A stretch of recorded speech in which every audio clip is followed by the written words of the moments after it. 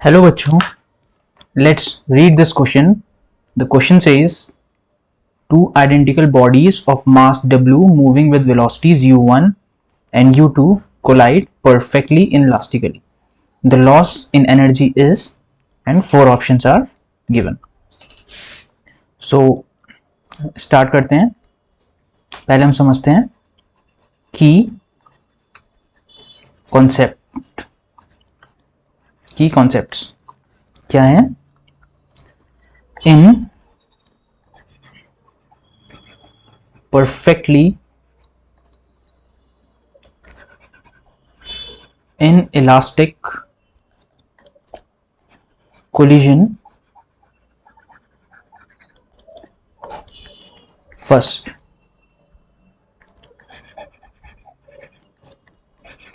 two bodies collide and stick together and moves with same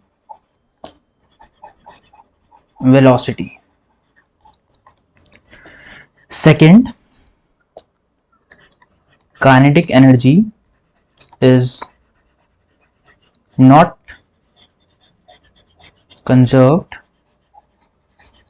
but momentum is conserved. So start करते हैं अब question से.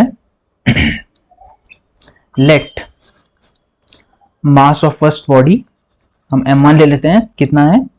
w, और उसकी वेलोसिटी है u1 सपोज. ओके, जो सेकेंड मास है वो भी कितना है? w, और उसकी वेलोसिटी हम सपोज कर लेते हैं कितनी है? u2. ओके, so by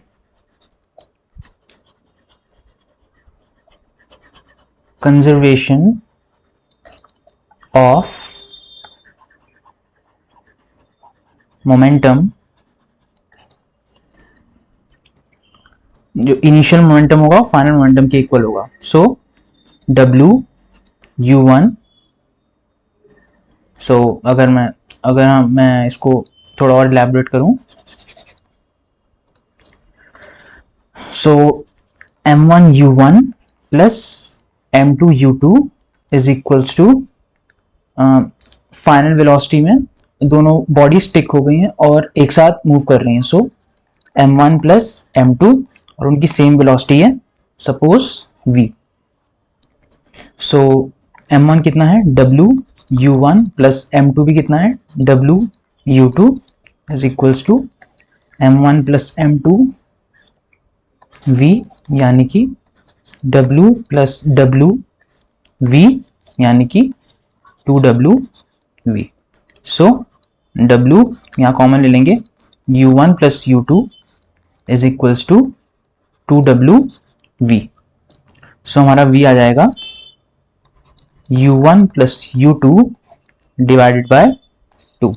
इसको हम ले लेते हैं इक्वेशन 1. अब हमें बोला है कि परफेक्टली इनइलास्टिक कोलिजन है. सो हमने फर्स्ट पॉइंट क्या था हमारा? Two bodies collide and stick together and moves with same velocity. और जो हमारा सेकंड था उसमें था kinetic energy is not conserve but momentum is conserve. So kinetic energy हमारी कंजर्व नहीं है, और यहाँ पर हमें बोल दिया गया है कि लॉस इन एनर्जी, इसका मतलब एनर्जी लॉस हो रही है. ओके, सो हम करते हैं kinetic energy initial minus kinetic energy final is equals to q. Suppose उसकी वैल्यू है q. ओके, सो q कितना हो जाएगा? काइनेटिक एनर्जी इनिशियल कितनी है? 1/2 m1 u1 square plus 1/2 m2 u2 square minus final kinetic energy 1/2 kinetic energy final कितनी है m1 plus m2 साथ में velocity v. So q is equals to 1/2 m1 है हमारा w u1 square plus 1/2 m2 भी है हमारा w u2 square minus 1/2 m1 plus m2 कितना हो जाएगा w प्लस w v, ये v स्क्वायर होगा. सो v स्क्वायर. सो अगर हम इसे लें 1/2 w कॉमन ले लेते हैं तो ये आएगा u1 square plus u2 square minus ये हो जाएगा 2w और हमने w कॉमन ले लिया है तो ये हो जाएगा 2v स्क्वायर. ओके, अब हमें इक्वेशन 1 से v की वैल्यू पता है u1 प्लस u2/2. सो इसको हम पुट करेंगे. So q is equals to 1/2 w u1 square plus u2 square minus 2 u1 plus u2/2 का whole square.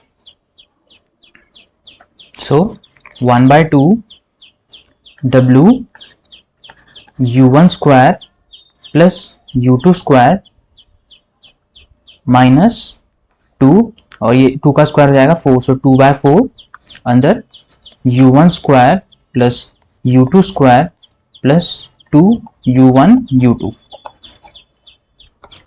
is equals to 1/2 w u1 square plus u2 square, ये cancel होके 1/2 जाएगा.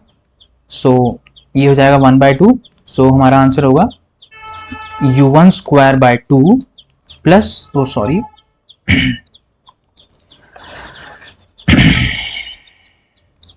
Minus u2 square by 2 minus और 2 से 2 cancel हो जाएगा. सो u1 u2. सो अगर हम इसे सॉल्व करेंगे फर्दर तो आएगा 1/2 u1 स्क्वायर और minus half u1 square, u1 square minus u1 square by 2. सो ये कितना बनेगा, ये हमारा बनेगा u1 square by 2 plus u2 square by 2 minus u1 u2. अब इसमें से 1/2 कॉमन ले लेते हैं हम दोबारा. सो ये आएगा 1/2 हमने लिया और 1/2 एक हमारा ये वाला है और 1/2 में एक और कॉमन ले लेंगे अंदर से. तो 1/2 into 1/2 w u1 square plus u2 square minus 2 u1 u2 हमारी एक्सप्रेशन बनेगी. सो ये बनेगा w/4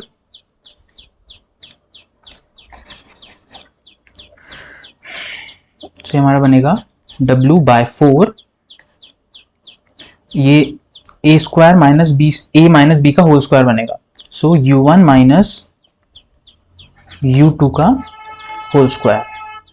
ओके, सो ये है हमारा loss in energy Q. Okay, so हमारी लॉस इन एनर्जी कितनी है, loss in energy is equals to w/4